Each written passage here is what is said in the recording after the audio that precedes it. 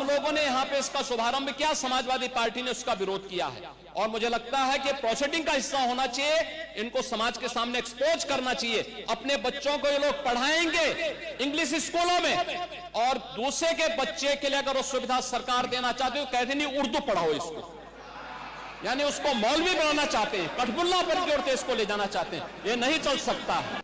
अभी आज से थोड़े दिन पहले उत्तर प्रदेश के चीफ मिनिस्टर ने उत्तर प्रदेश की असेंबली में ये कहा कि उर्दू पढ़ना कठमुल्लाओं की तरह मौलाना बनाना की बात है, साइंटिस्ट नहीं बनते। अब जाहिर है उत्तर प्रदेश के मुख्यमंत्री को तो उर्दू नहीं आती, मगर वो साइंटिस्ट क्यों नहीं बने, उसका जवाब वही दे सकते हैं। उत्तर प्रदेश के मुख्यमंत्री ने कहा कि उर्दू पढ़ने से कठमुल्ले बनते हैं।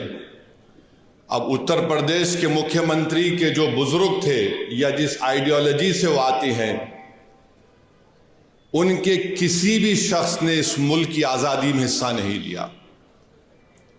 ये गोरखपुर से आते हैं और उसी गोरखपुर से रघुपति साहेब फराख भी आते हैं।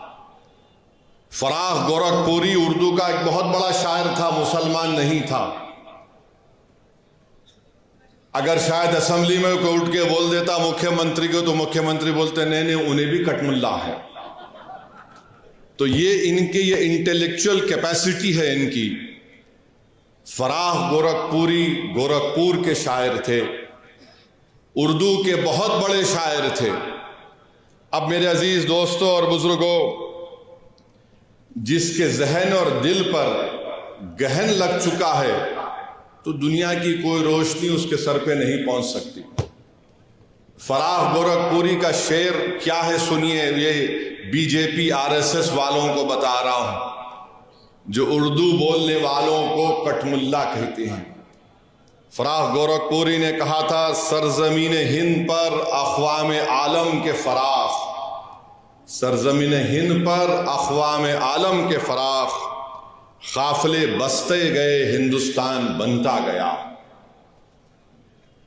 सरजमीन हिंद पर अक़वाम आलम यानी नेशंस आए इस देश में, बसते गए हिंदुस्तान बना।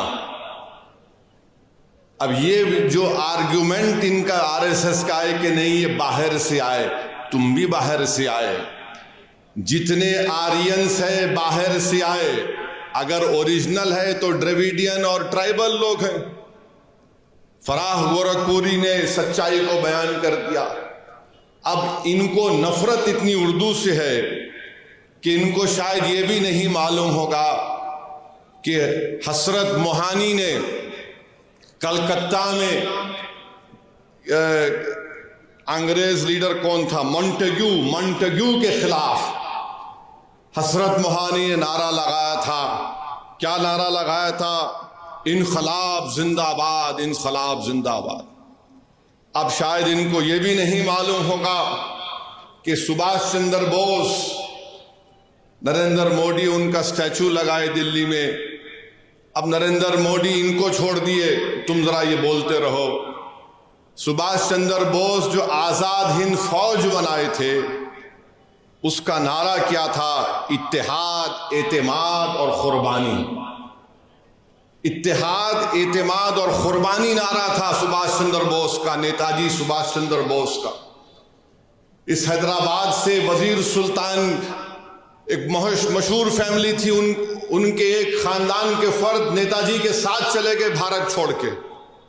इसी मुल्क में हैदराबाद के सफरानी साहब थे, नेताजी के साथ चले गए। ये नहीं मालूम शायद मुख्यमंत्री को, तो यहां हैदराबाद से हम मुख्यमंत्री को ज्ञान दे रहे।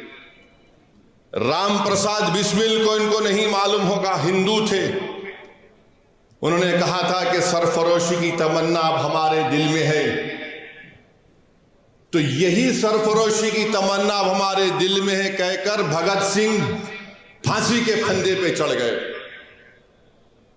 और यही उर्दू के लफ्ज को अल्लामा काफी रहमतुल्लाह अलैह, जो मुरादाबाद के थे, अंग्रेजों के खिलाफ खिलाफ जिहाद का फतवा दिया था मौलाना काफी ने। जब 2 दिन में अंग्रेज जज ने उनको 2 मई को ट्रायल शुरू हुआ, 4 मई को उनको फांसी की सजा दे दी गई।